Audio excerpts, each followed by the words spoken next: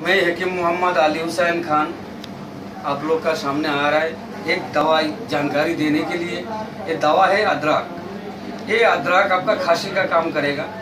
ये खांसी बहुत दवाई खाने का बाद भी आपका दवाई काम नहीं किया, उसके लिए ये दवा आपका अदरक पीसिए, इसका जूस निकालिए, रस निकालिए।